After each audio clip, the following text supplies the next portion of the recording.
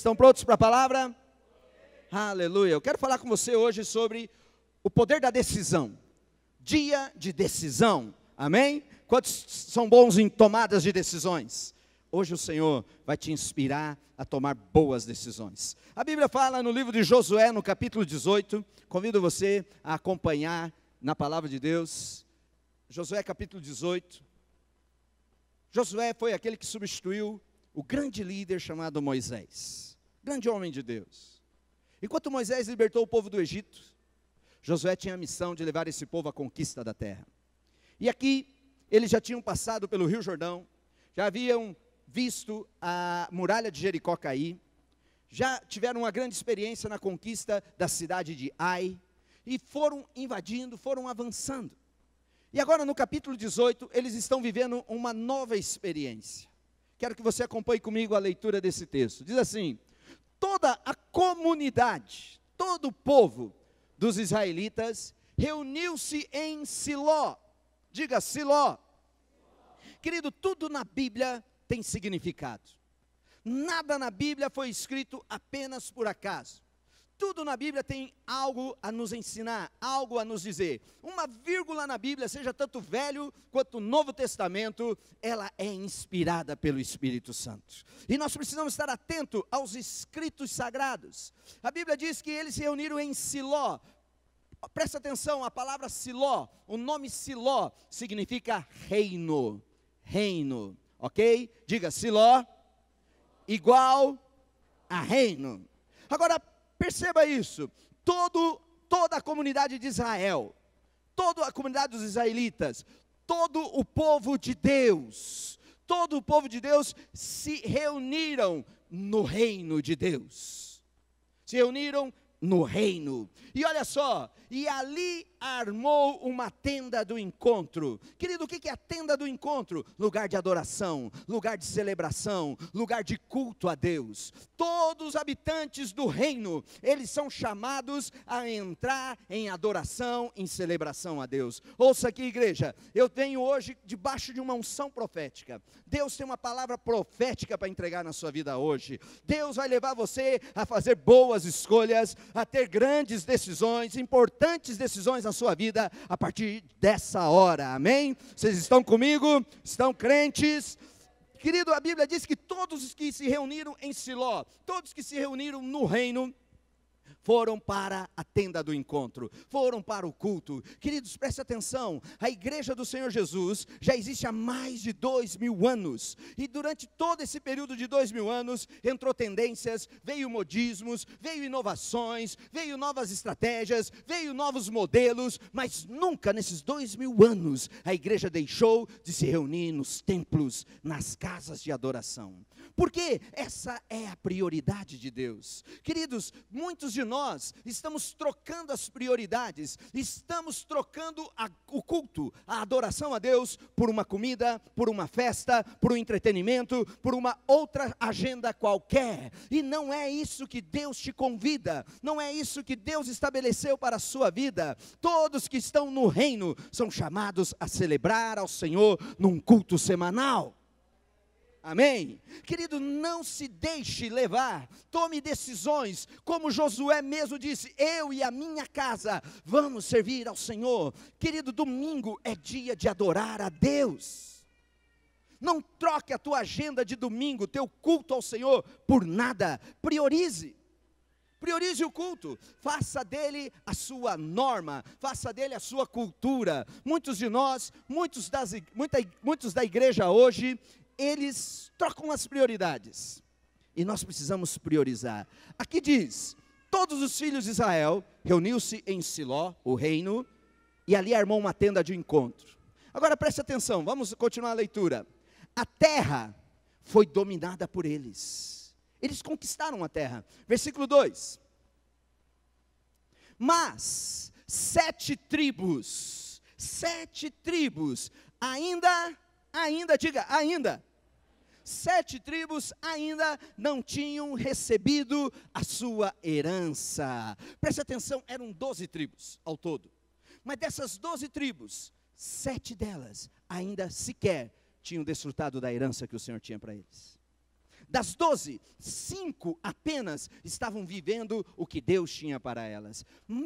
Um pouco mais de 30% do povo de Deus estavam vivendo toda a herança que Deus tinha para eles. A pergunta que eu te faço, você como povo de Deus, você como habitante do reino, você está em qual estatística? Na estatística dos que conseguem viver toda a herança, ou na estatística dos que ainda não tomaram posse da herança?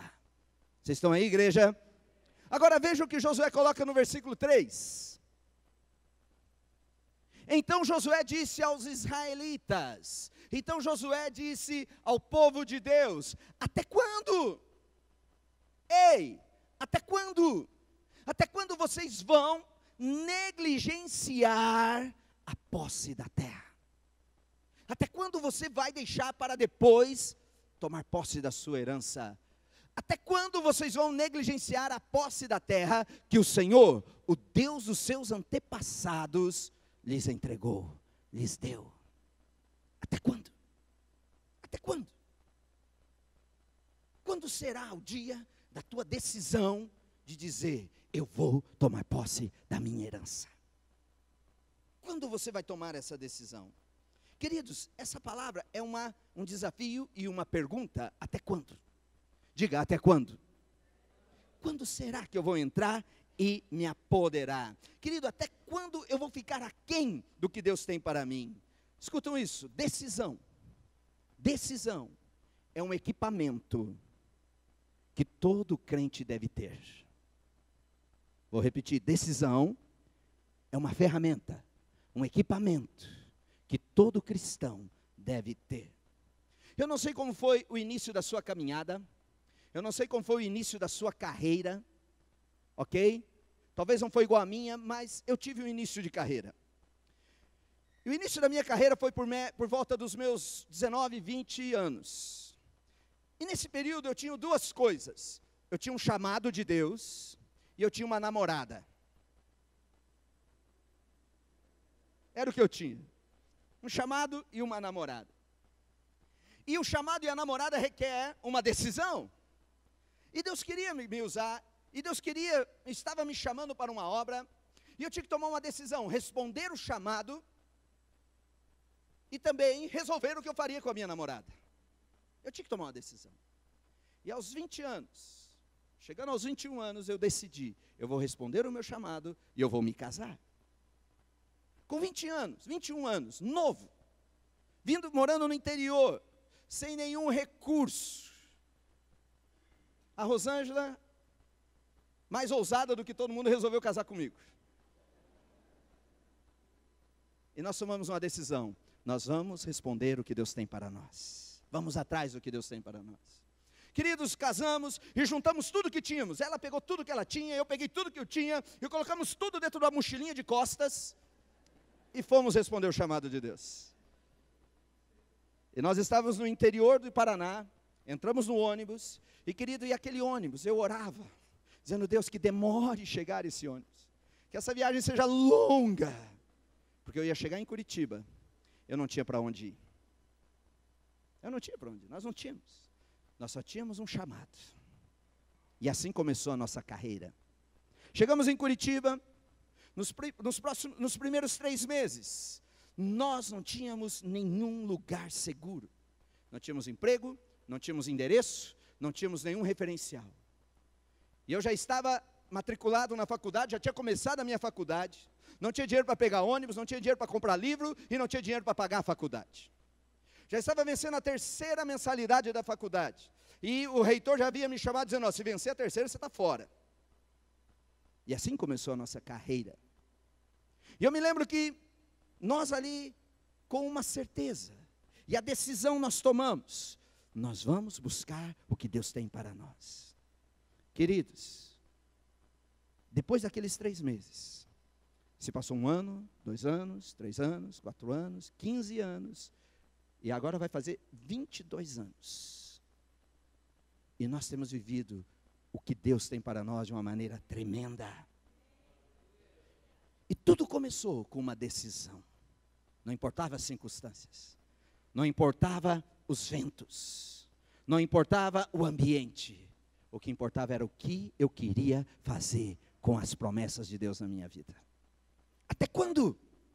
Diga, até quando? Até quando? Queridos, confiar no Senhor é melhor do que confiar em homens. Confiar no Senhor é melhor do que confiar na força do seu braço. Jeremias, no capítulo 17, ele tem uma palavra dizendo o seguinte: bendito é o homem, feliz é o homem, bem-aventurado é o homem, cuja confiança está no Senhor, cuja confiança está nele. Versículo 8 diz assim: ele será como a árvore plantada junto às águas, e que estende as suas raízes para o ribeiro. Ela não temerá quando chegar o calor, porque as suas folhas estão sempre verdes. Não ficará ansiosa, ou seja, não ficará sem produção no ano da seca, e nem deixará de dar frutos. Aquele que confia no Senhor frutifica o ano todo. E as decisões, elas são baseadas numa confiança no que Deus tem para você.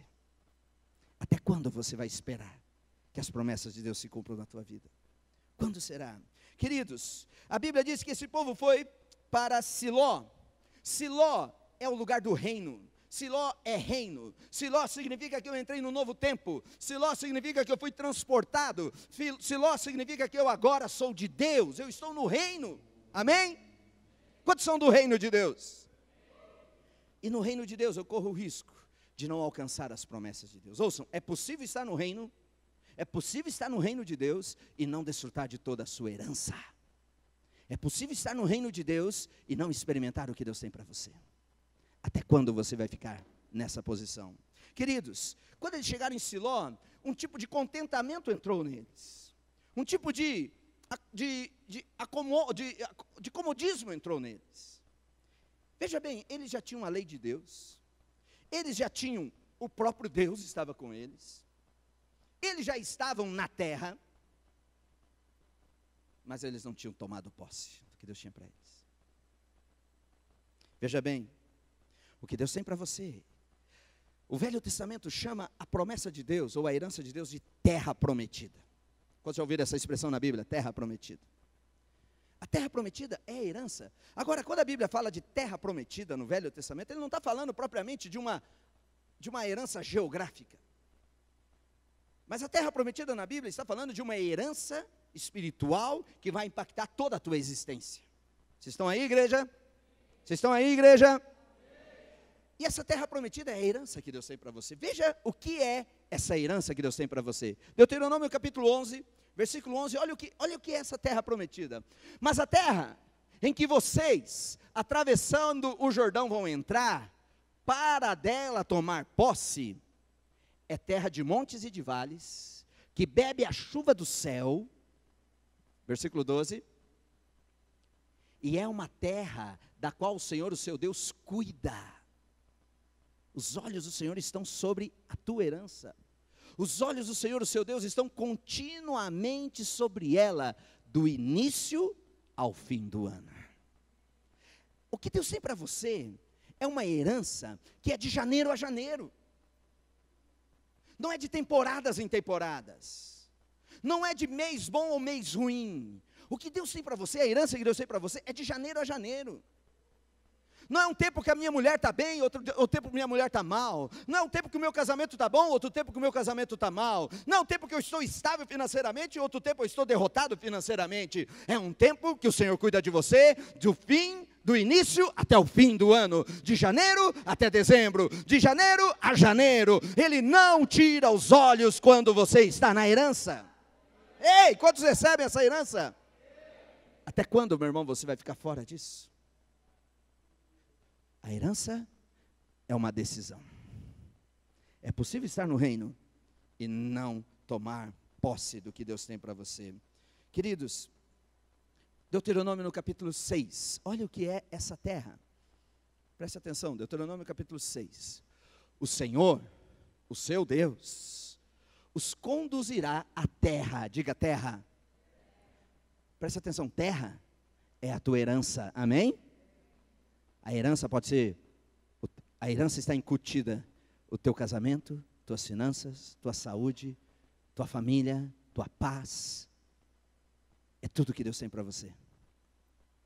Tudo que Deus tem para você. O Senhor, o seu Deus, os conduzirá a essa herança, a terra, que jurou aos seus antepassados, Abraão, Isaque e Jacó. Ele jurou dar a vocês. Para quem que ele vai dar? Você não quer? Para quem que ele vai dar? Olha aí, tome posse, meu irmão. É decisão. Olha só que terra é essa, que herança é essa? Terra com grandes e boas cidades, que vocês não construíram. Não é feito pelo teu esforço, não é feito pela tua habilidade, não é feito pela tua inteligência, não é feito pelos teus recursos próprios, é feito porque Jesus já conquistou na cruz no teu lugar. É terra que você não tem que se esforçar, é milagre de Deus. Versículo 11. Versículo 11. Com casas cheias de tudo o que há de melhor, de coisas que vocês não produziram. Não foi você que fez, foi Jesus que fez lá na cruz. Amém? Pastor, está difícil, eu não aguento meu casamento, eu não vai dar certo, eu não sei mais o que fazer. Não é você que faz. Alô? Alô? Pastor, está difícil meu emprego, eu não sei o que fazer para minha empresa crescer. Não é você que faz. Amém? Olha a herança. Quantos querem essa herança? Meu irmão, a pergunta é o seguinte: até quando você vai ficar sem tomar posse dessa herança? Olha só o que é essa terra, com cisternas, com poços, com água fluindo, com prosperidade. A água fala de abundância. Com cisternas que vocês não cavaram. Ei, Deus bom. Com vinhas e oliveiras que vocês não plantaram. Essa é a herança que Deus tem para você. Tremendo, tremendo. 12 tribos, das 12, 7 delas não estavam vivendo o que Deus tinha para elas. Quantos aqui estão vivendo o que Deus tem para você? Até quando você vai ficar aquém? Até quando você vai ficar distante do que Deus tem para você? Queridos, é um poder de uma decisão. É o poder de uma decisão. Eu escolho o que Deus vai fazer comigo. Queridos, se você está aqui hoje, ouvindo, celebrando ao Senhor, é porque você já mudou de reino. Na figura bíblica, você já não está mais no Egito, você já está na terra prometida. Você já mudou de reino. Você já não pertence mais ao reino das trevas. Jesus já te salvou. Houve uma mudança. Fomos tirados do reino das trevas e transportados para o reino do Filho do seu amor. Hoje nós temos pastores, hoje você tem uma igreja, hoje você tem a palavra de Deus, hoje você tem a Deus como teu Pai. Não é tremendo? Hoje você tem o Espírito Santo como consolador da sua vida. Mas é possível não tomar posse de tudo que Deus tem para você. Você decide o que faz com a herança que Deus tem para você. Até quando seremos negligentes para levantarmos-nos e tomar posse da herança do Senhor? Entre em ação, meu irmão. Entre em ação. Tome uma atitude. Tome uma decisão hoje. Você já tomou uma decisão na sua vida? Você já esteve num momento e diz: eu vou fazer tal coisa? Você já entrou num jogo e diz: eu vou ganhar esse jogo? Você já tomou decisão? Você já tomou a decisão: eu vou fazer? Então está na hora de você tomar uma decisão. Eu vou alcançar o que Deus tem para mim. Amém? Querido, o salmista diz assim, que o Senhor é o teu pastor e nada te faltará.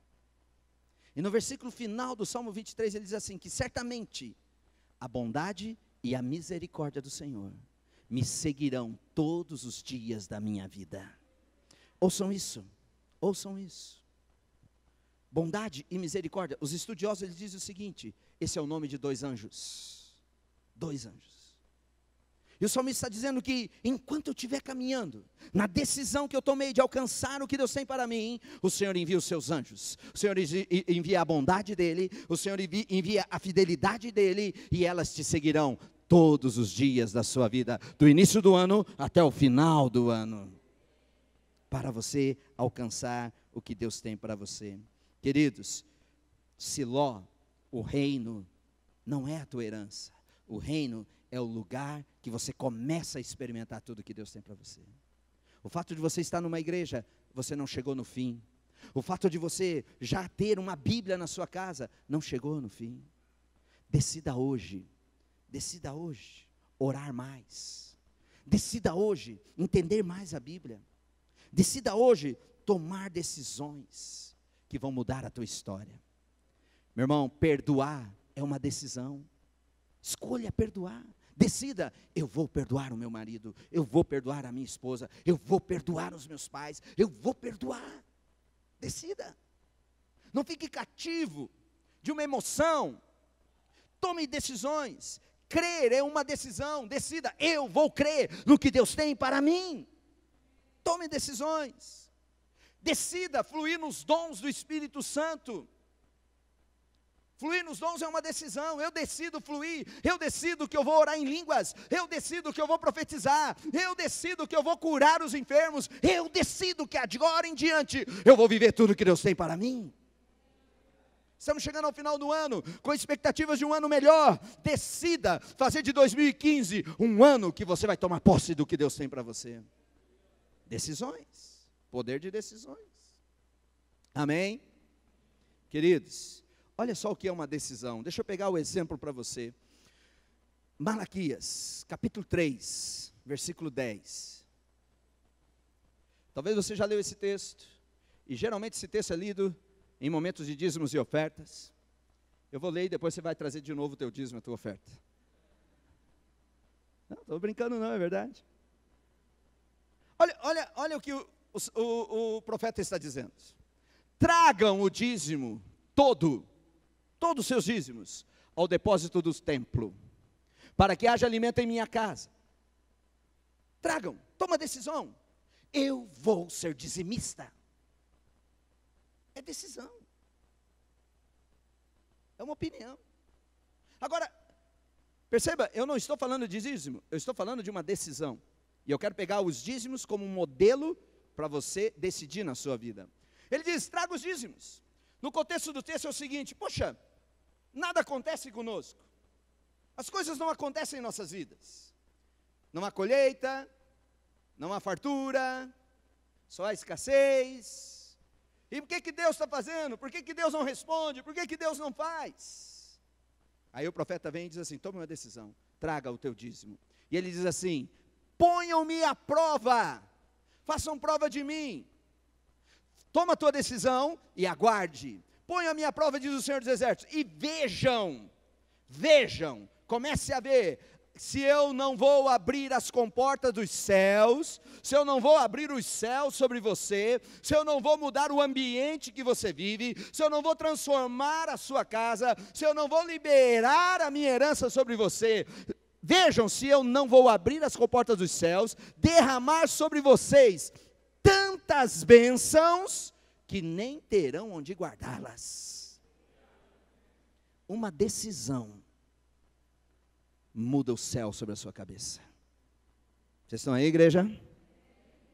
Poder de uma decisão. Poder.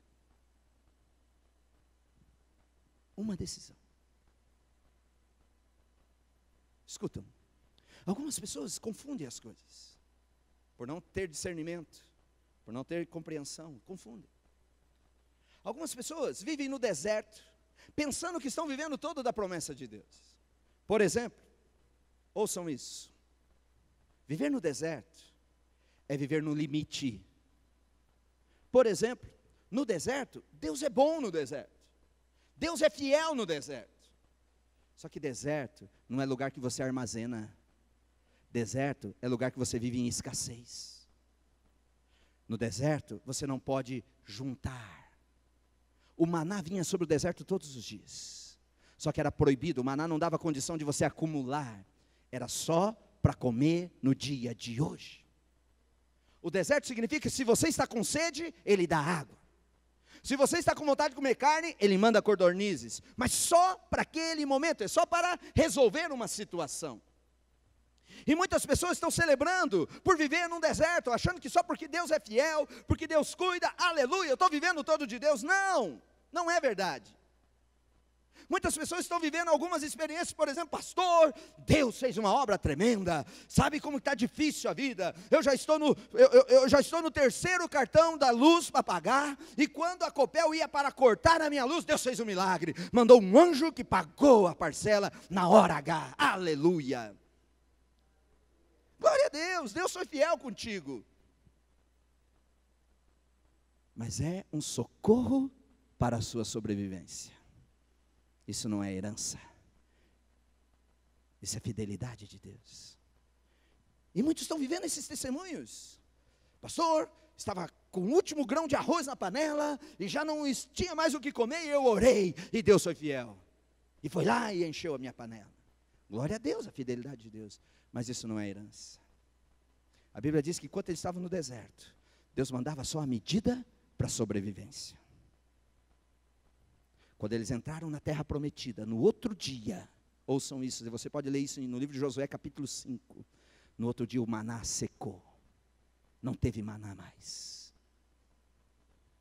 E quando eles foram procurar o maná, não tinha mais o maná, ficaram perguntando, e agora o que vai ser de nós? E Deus disse para eles, espera aí, esqueça o maná, agora olha ao teu redor, todas essas árvores frutíferas, todas essas cidades, todas essas casas, tudo que tem nessa terra, a abundância da terra, agora é para vocês.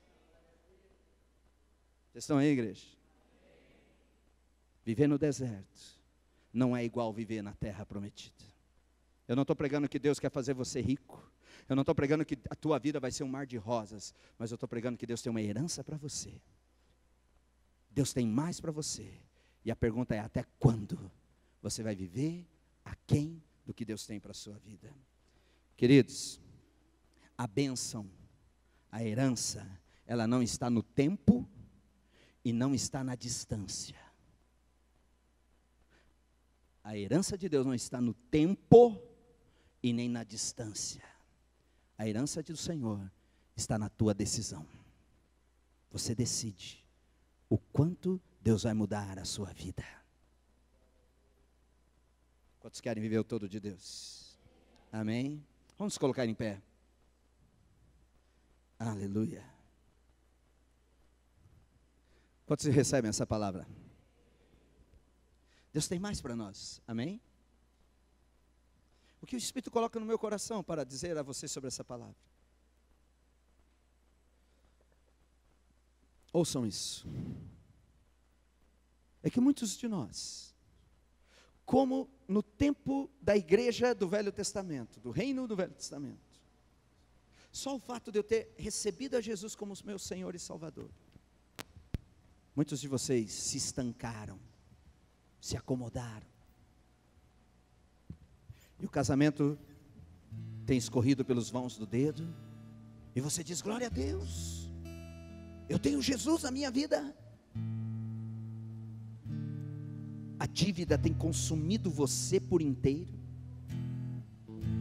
Ouça o discernimento que Deus me deu esses dias. É para você essa palavra, preste atenção nisso. Deus nunca deixou de ser fiel a você. Você nunca deixou de ganhar o necessário para a tua vida. Tudo bem, filho? É emoção. Ouçam aqui agora, voltem para mim, não deixe ele tomar meu lugar. Ouçam aqui. Deus nunca deixou de ser fiel a você. Deus sempre cumpriu com a promessa dele na sua vida. Mas sabe o que tem acontecido? A dívida tem comido você pelas pernas. Esses dias conversando com 3 jovens. Um de 21, um talvez de 23, outro talvez uns 26 anos. O que devia menos, estava endividado com mais de 7 mil reais, com 21 anos,